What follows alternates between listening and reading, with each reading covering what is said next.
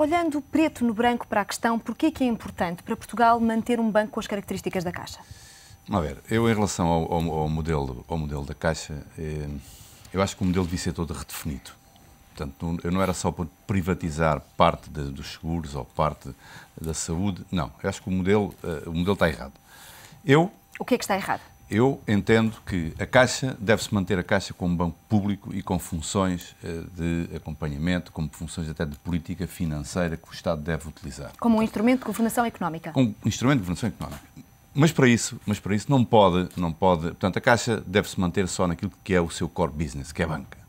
E não tem que ter agregado seguros, nem hospitais, nem nada disso. Portanto, essa parte era privatizada? Portanto, isso era tudo privatizado e saía do meio.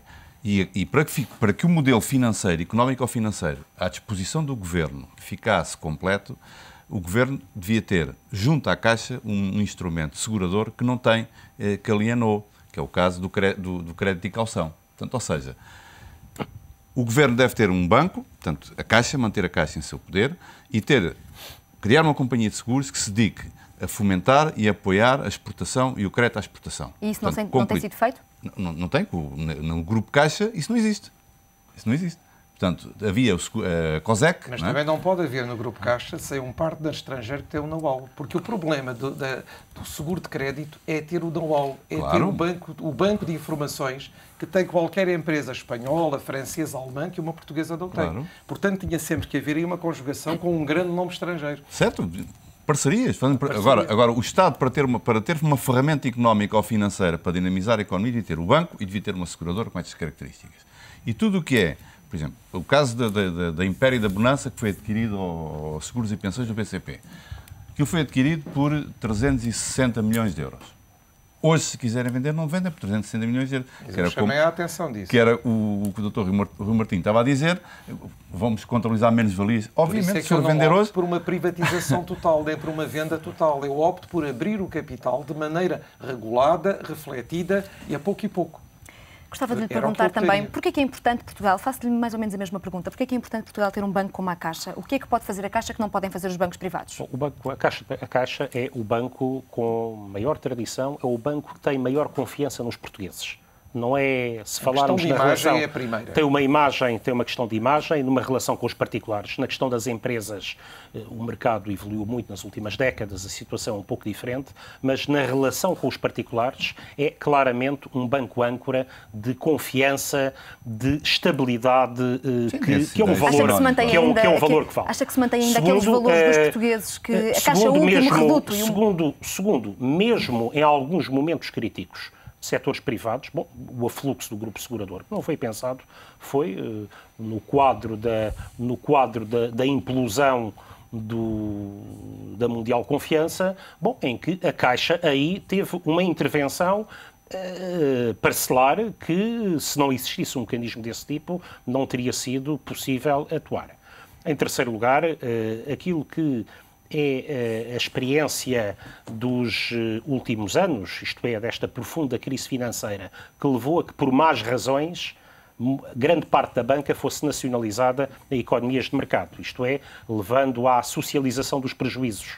O caso irlandês é o mais grave, mas sucederam coisas do mesmo tipo com o Lloyds, em parte, com a banca holandesa e belga, em que dois dos três maiores bancos... O sistema bancário devia ser repensado. Esta evolução dos últimos 3 anos justifica aqui que o Estado deva ter um instrumento de atuação sujeito a regras de mercado, mas em que este elemento regulador público possa atuar. Finalmente. E é decisivo durante esta altura da crise financeira? Finalmente, neste momento é completamente absurdo. Estas duas primeiras considerações são considerações, diria que estruturais, que não têm a ver com a presente conjuntura. Agora, se acrescentarmos a isso a presente conjuntura, eu diria que esta proposta do Dr. Passos Coelho é completamente absurda. Porquê? Porque hoje a Caixa vale menos do que há 3 anos? Não é por valer menos. Essa não é a questão essencial. Essa não é a questão essencial. Repare, é que numa altura em que a banca privada vai ser objeto quer pela questão dos testes de stress, quer pelas obrigações Basileia III a um prazo mais longo. Mas vai ser objeto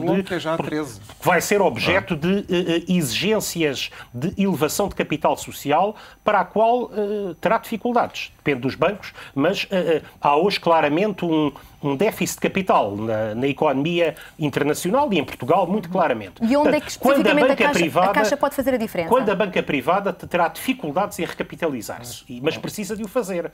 E, portanto, esse é o desafio dos nossos bancos privados, que os queremos sólidos, a bem da economia portuguesa. Bom, quando o mercado globalmente está como o conhecemos, bom, não tem sentido uma abertura que possa traduzir-se aqui numa redução da intervenção do Estado, bom, que só poderia ser partilhada eventualmente por banca estrangeira. Não sabemos qual, não é aqui nenhum nacionalismo económico, mas não tem sentido aqui, por razões estruturais e por razões conjunturais, esta abertura. É um sinal... Gostava de lhe fazer, estamos praticamente a terminar. Não, mas deixe-me só pôr aqui um ponto, relativamente... que o não ser privatizado totalmente por estas questões que estamos aqui todos na mesa não significa que não se possa fazer este tal trabalho preparatório de casa, que é reformular a orgânica da Caixa Geral de Depósitos como grupo e ter exatamente uma capacidade de, num momento desejável e num momento oportuno, através de uma repartição por holdings, aí abrir o capital ao público. Aproveito para lhe dizer, sim. Rápido, mas há outro aspecto que não nos podemos esquecer, que aflorámos agora por questão de Basileia III.